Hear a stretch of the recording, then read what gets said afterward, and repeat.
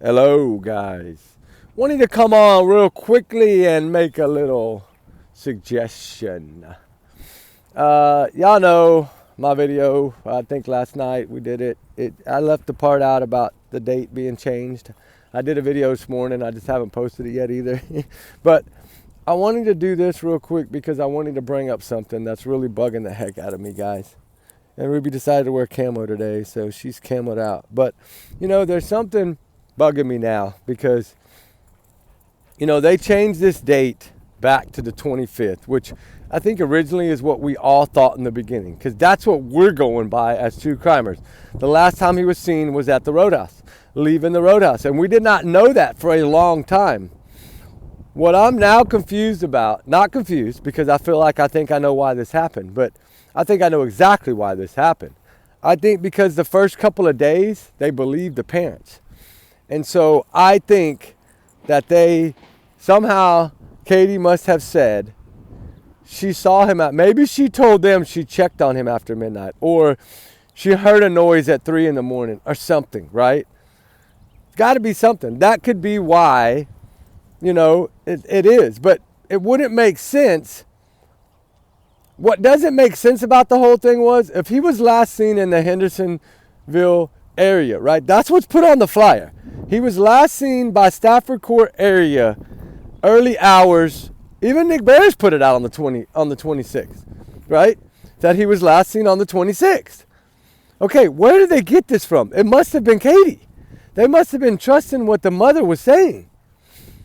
And I think the reason they're saying that he was in sweatpants and a sweatshirt and only glasses is because that's what Katie told them. They don't have nothing else to go by. I don't think they had this child on video. I don't think they had this child on. We know the dogs never picked up a scent, right? I went back and watched Nancy Grace one for the third time, guys. The third time to try to get a little bit more information. And I did. I think I hit jackpot on something.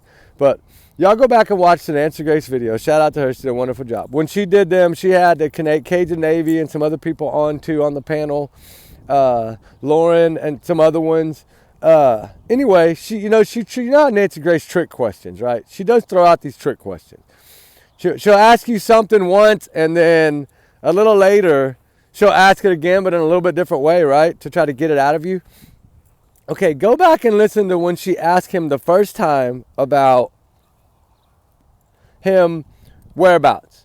Was he, because he said, remember he said the first time she asked, he said he had left early February and didn't return till the 26th of February, right? That's what he says. Okay, and then she asked him something else about, this and that about it. He said, well, I can't. I've been told not to discuss about it. We know that he had a lawyer. Remember, guys, he's always had a lawyer. Why? Because he's going through the battle with Faith in New Mexico. So he has always had an attorney. He didn't need to hire an attorney because he already had one. He already had one on the payroll because of the custody battle. So he didn't need a lawyer. His lawyer was just telling him what to do. That's why he was saying, well, they instructed me. No, they didn't instruct you. Your lawyer instructed you. That's why he didn't take the lie detector test. Your lawyer instructed you. And I bet you as soon as your lawyer heard you say that on Nancy Grace, name the time and place, he said, are you dumb? I'm sure. And golly, guys, it's crazy. It's just doesn't make sense now. It's so messed up now with this 25th date change that, it goes back to all our original thoughts, right? I think y'all watched last night's video. I felt like maybe that Tinkerbell video was just them setting it up to make it look like it. I still think when Nancy Grace asked him the second time, she says, so you were home before February 26th.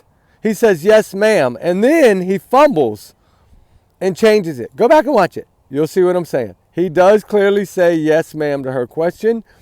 And it pauses, because they're waiting for her words to come in and then they reply. That's what takes that little second or two gap in the middle of their conversation. So as soon as he heard the question, he did not think or hesitate. He answered the question. And that's why I think he told the truth and not lied. But, it is what it is, guys. I think that it's going to eventually come out regardless. But I now believe that I don't think they have this child on video at all, anywhere. I think they might have Katie walking out to that car.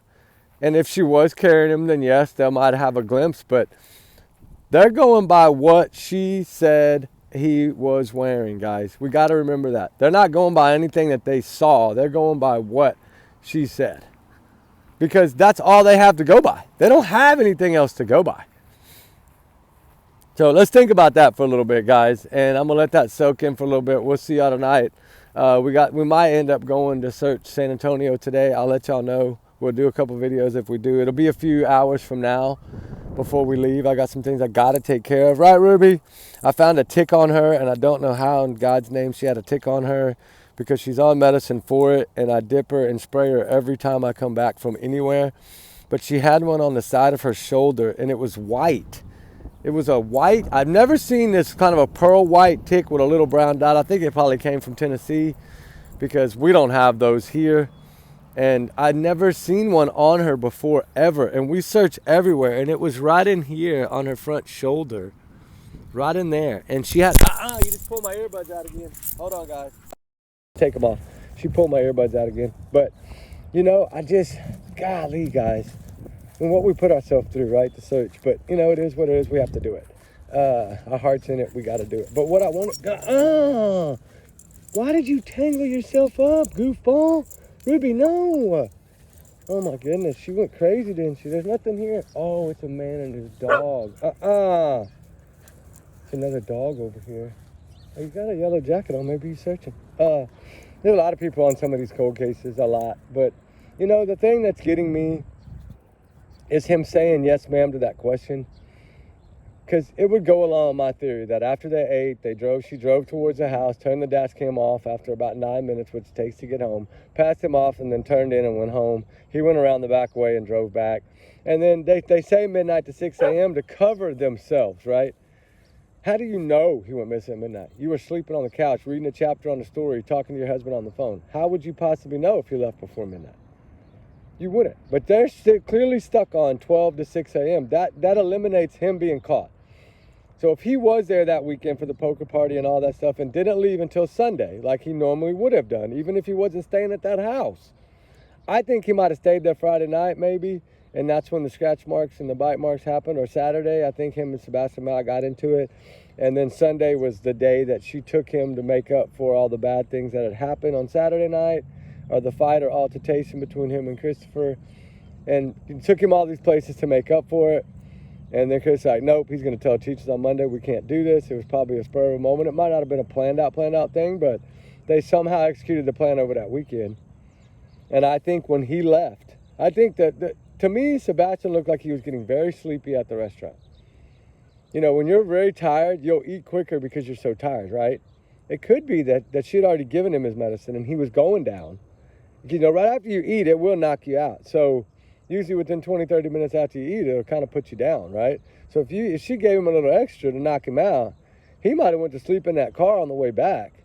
And then she met Chris somewhere, and then Chris took off to Memphis the back way, got there, called her when he got there around 9:43 p.m. that night, which would give him his 3 hours plus to get there. It all making sense. And then that she overweighted the trash can on purpose. Then the Tinkerbell video was on purpose. And you know, I know the mess up is probably them. She might have told them something about she saw him after midnight or something. We don't know what she told them, and that might be why they said the 26th. Although they know it was never true. I think they were trying to push the timeline away from the restaurant. Everything they've done is try to push it between midnight and 6 a.m. Why? Because whatever happened to him happened before that. That's what I believe. Sorry, but that's what I'm starting to really believe after taking all these notes and learning that the date had gone back to what we thought. You know, I knew this a couple of days ago, and I totally had it on my notes, totally forgot last night to talk about it. But look at her, she's sniffing away, ain't she? Trying to pick up a scent. It's a dog. He's way over there, Ruby. He's way away. She can smell him, I guess. She's got a good nose. Anyway, remember, allegedly, these are my opinions, my theories, my thoughts, my speculations, my free speech, not to reflect the channel. Y'all's comments, y'all's alone. We do our research together because we're a big-hearted little family. Trigger warning times 100 million. But justice for Sebastian Wayne, Drake Rogers. We got to get to the bottom of this, and now we got a little more tools to fight with, guys. That's how I see it. Date changing gives us more tools. I have a lot of notes from back in the beginning of this when I didn't even have a channel, when basing it on the 25th of the month.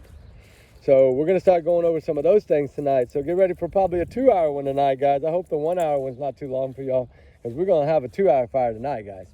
Anyway, y'all be good. Y'all be safe. We love y'all. We'll talk on the next one. I can't talk too much because I got some things to do and we got to get out of here.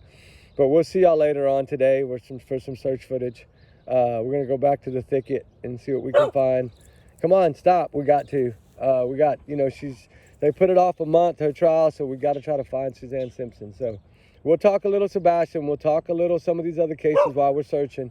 We'll see y'all a little later on today. Ruby is not having a good day. Ruby, it's a nice puppy. She don't like it.